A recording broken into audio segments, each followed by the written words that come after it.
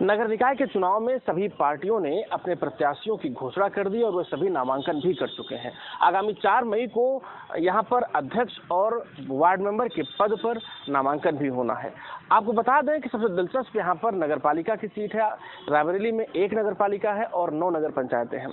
नगरपालिका की सीट पर यहां पर अनुसूचित जाति के जो कैंडिडेट हैं वो मैदान में ताल ठोक रहे हैं। तो यहाँ पर क्या है उनकी राय, कैसे विकास करेंगे और उनके पीछे कौन कौन लोग हैं, आइए इन्हीं लोगों से जानते हैं। कुछ लोग हमारे साथ खड़े हैं, आम लोग हैं, आइए इनकी राय जानते हैं। सर, अभी नगरपालिका का चुनाव यहाँ पर अभी होने वाला है, प्रत्याशियों ने यहाँ पे ताल भी ठोक रखी है। तो अगर हम नगरपालिका की बात करें तो यहाँ पर अनुसूचित जाति के चेहरे हैं जो कभी समाज में या सामाजिक सरोकारों से बहुत लेना देना उनका नहीं रहा है। तो आखिर में कैसे वो चुनाव लड़ेंगे, बैतरणी कैसे पार करेंगे और उनके पीछे कौन हो सकते हैं? देखिए, ऐसा है कि जितने लोग सबसे पहले जो चुनाव लड़ रहे हैं, हम सबके लिए मंगल कामना करते हैं। रही बात जो जिनका समाज में कोई सरोकार नहीं है और वो चुनाव लड़ने के लिए आ गए हैं, वो कैसे बैतरणी पार होगी, तो मैं आपको बताना चाहूँगा कि समाज में जो काम करेगा आने वाला दिन उन्हीं का होगा। जो भैया भौजी के सहारे होंगे उनको कोई पूछेगा नहीं। जनता बहुत ही चालाक हो गई है, समझदार हो गई है। वो जानती है जेबी कौन है और कौन काम कर सकता है, कौन काम नहीं कर सकता है। इसलिए अब जनता बहकावे में आने वाली नहीं है। नहीं, आप जिस तरह बात कर रहे हैं कि जनता जान चुकी है, लेकिन चूंकि चेहरे भी सभी वैसे ही हैं और अगर चेहरे वैसे ही हैं तो जनता किसको चूज करेगी, किस तरह के प्रत्याशियों को अपना नगर का अध्यक्ष बनाएगी? नहीं, जैसा कि आपने कहा कि चेहरे वैसे हैं, हम इस बात से इत्तेफाक नहीं रखते हैं। बहुत ऐसे चेहरे हैं जो समाज में काम करते हैं, जिन्होंने समाज में पूर्व में भी काम किया था, वर्तमान में भी काम कर रहे हैं, लगातार संघर्ष कर रहे हैं। हो सकता है कि वो सत्ता के ना हो, सत्ता से अलग हो, फिर भी उन लोगों ने मेहनत किया है। कोई कम करता है, कोई ज़्यादा करता है। हाँ, जो पैराशूट प्रत्याशी हैं उनके लिए आपकी बात सही हो सकती है, बाकी बहुत लोग मेहनत भी करते हैं समाज में। काफी लोग मेहनत करते हैं समाज में। सर, ये बताएं आप कि जैसे जो प्रत्याशी यहाँ पर नगरपालिका में उतरे हुए हैं, उनके चेहरे अननोन हैं, जनता उनके चेहरे को नहीं पहचानती है, लेकिन उनके पीछे कहीं ना कोई आका है जो उनको चुनावी मैदान में उतारे हैं। तो क्या लगता है कि उनकी वजह से चुनाव वो जी सकते हैं? ऐसा है, जो आप कह रहे हैं कहीं न कहीं आप सही कह रहे हैं कि तमाम ऐसे प्रत्याशी हैं जो कभी दिखे ही नहीं और कोई न कोई नेता, राजनीतिक दल जो अपना प्रभावी रहे हैं, उन्होंने उन्हें टिकट दिला दिए। स्थिति यह है कि वे ना तो ये जान रहे हैं किस वार्ड में कौन है, किसी के कोई सरोकार नहीं है, केवल उन्हीं के भरोसे। अब चूंकि ये परंपरा रायबरेली की चली आई हुई है, कई पंचवर्षियों से हम देख रहे हैं कि कोई किसी एमएलए का खास होकर आखिरी में वो मतलब वो नगर पंचायत इसका अध्यक्ष ही वही माननीय लोग ही चलाते हैं। वो व्यक्तिगत कुछ अपने मन से कुछ नहीं कर सकते हैं। तो क्या इस कंडीशन में विकास हो सकता है? जो विकास के दावे कैंडिडेट्स कर रहे हैं, तो क्या आपको लगता है विकास हो सकता है? हम तो ये आम नागरिकों से निवेदन करेंगे कि ऐसे प्रत्याशी का चुनाव करें जो स्वयं के अपने निर्णय ले सके। कोई किसी के सहारे नहीं कि भैया जो कहेंगे जरा भैया से पूछ लिया जाए तब हम ये काम करेंगे, यहाँ सड़क बनवाएंगे कि नहीं बनवाएंगे, यहाँ नल लगवाएंगे कि नहीं लगवाएंगे, यहाँ सीवर करवाएंगे कि नहीं करवाएंगे। तो हमारा निवेदन है आम नागरिकों रायबरेली के कि आप ऐसे प्रत्याशी का चुनाव करें जो वास्तव में स्वतंत्र हो और अपने ही विवेक से काम कर सके और करे और आपकी अपनी बात इनडायरेक्ट नहीं डायरेक्ट सुन सके। हमारा तो यही निवेदन है।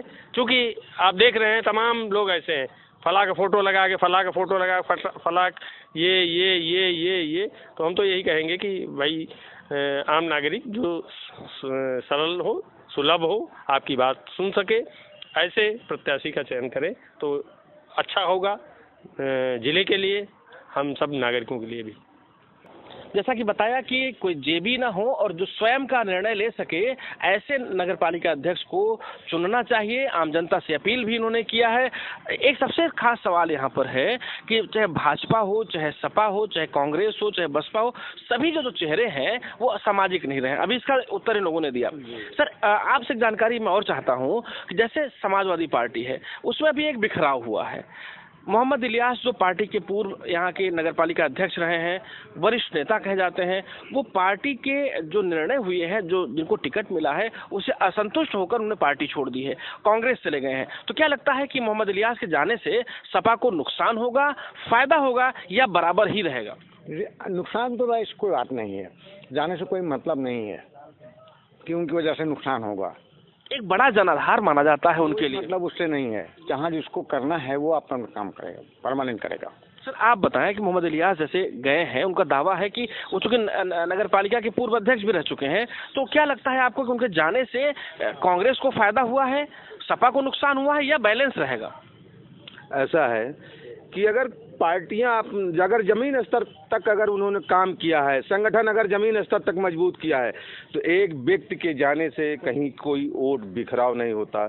दूसरी बात, अगर कहीं कोई चेयरमैन रहा या नगर पालिका अध्यक्ष रहा या कुछ भी कहीं नेता था, किसी सीट पे बरकरार बैठा हुआ था, अगर उसने कभी जनता के लिए काम किया, गरीबों के लिए काम किया, वो झोपड़ी वालों के लिए काम किया और गलियों में जा कर के अगर उसने सही ढंग से काम किया है, तो जनता उसकी बात मानेगी, अन्यथा जनता नहीं मानेगी। अभी कल भाजपा के जो प्रत्याशी हैं शालिनी कनौजिया जी, उनके समर्थन में राज्य मंत्री, प्रभारी मंत्री, सदर विधायिका, जो यहाँ के लोकसभा प्रभारी हैं, जिला अध्यक्ष, पूरी भाजपा की टीम पूरी लगी हुई है उनको जिताने के लिए, जबकि वो उनके बारे में आप सभी जानते हैं। तो क्या आपको लगता है कि कौन टक्कर दे सकता है?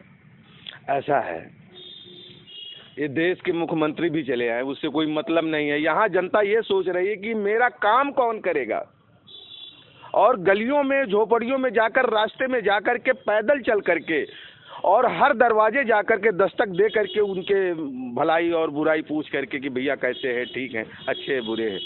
देखने वाला कौन है? अगर एसी में हर समय जो एसी गाड़ी से चलने वाला व्यक्ति है, एसी में रह करके शीशा बंद करके चलता है, तो क्या इस तरह की चिलचिलाती धूप में पैदल चल करके क्या अपने लोगों को वोटरों के दरवाजे जा करके क्या आप जीतने के बाद वो भला और बुरा पूछ सकता है? ऐसा नहीं है। तो आप क्या लगता है कौन कैंडिडेट, जो चारों पार्टियां हैं या कोई निर्दलीय है या आम आदमी पार्टी के पूनम किन्नर जी हैं, मतलब आपको क्या लगता है कि इन चारों पार्टियों के जो प्रत्याशी हैं उनमें कौन ऐसा हो सकता है जो विजयी घोषित हो सकता है? अभी तो इसमें कोई कैंडिडेट अच्छा दिखाई नहीं पड़ता, कौन है, कैसा है। अब ये मैदान में आए हैं, कौन से अपनी बात रखेंगे, अपने सब तरीके रखेंगे, कौन कैसे जा करके जनता के बीच में अपनी कौन सी बात रख पाएगा मजबूती से। वही जनता के लिए, जो जनता के बीच में अपनी बात मजबूती से रख पाए और जनता के दरवाजे जाकर, गरीबों के दरवाजे जाकर, झोपड़ियों के दरवाजे जाकर एक एक धूल फाँक करके उन लोगों के बीच में अपने को खरा उतार पाए, वही असली जो है कैंडिडेट होगा। अभी तय नहीं हो पाया है कि कौन कैंडिडेट है और कौन जीत सकता है। सर आप कुछ कहेंगे कि कौन कैंडिडेट ऐसा है जो समाज में रहा है और वो जीत की कगार पर हो सकता है? कांग्रेस समर्थित प्रत्याशी शत्रुघ्न सोनकर सबसे अच्छे साबित होंगे और पूरी उम्मीद है उन्हीं। कैसे आप कह सकते हैं? ऐसा है कि वो जमीनी आदमी है, हर जगह पहुंचता, हर स्थिति को समझा, 2-3 बार का सभासद। सभी पार्टियों के नेता बोल रहे हैं, जे.आर. वार्डले बसपा से हैं, वो जमीन पे रहे हैं, पूनम किन्नर पिछली बार 2nd नंबर पर रही हैं, अब की बार जो शालिनी कनौजिया जी हैं उनके हस्बैंड डॉक्टर बीरबल हैं, जो यहाँ पे एक अच्छे डॉक्टर के रूप में जाने जाते हैं। तो क्या इन लोगों को मात दे पाएंगे आपके शत्रुघ्न सोनकर जी? हाँ, समीकरण कुछ ऐसे ही बता रहे हैं। जैसे अभी भाई साहब ने बताया कि मोहम्मद इलियास के जाने से सब कांग्रेस को कोई फायदा नहीं होने वाला है, तो आपको क्या लगता है कि कोई फायदा होगा?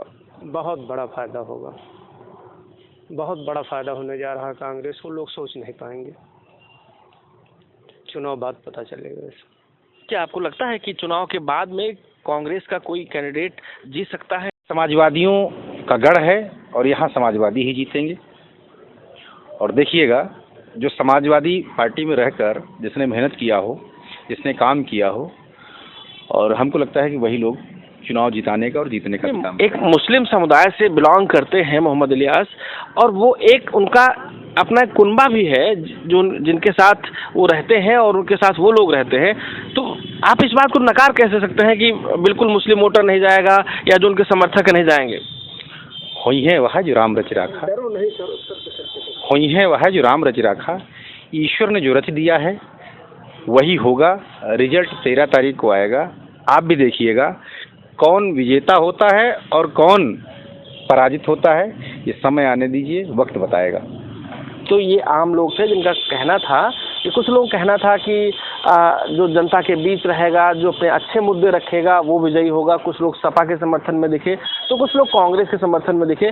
फिलहाल अब ये तो चुनाव के बाद में जब काउंटिंग होगी, रिजल्ट आएगा, तभी पता चल पाएगा कि जो यहाँ पर अध्यक्ष पद के लिए जो चुनाव हो रहा है, जो यहाँ पर बिगुल फूका गया है, उसमें कौन विजयी होता है। रायबरेली से कैमरा रवि के साथ पंकज सिंह, एबीपी गंगा।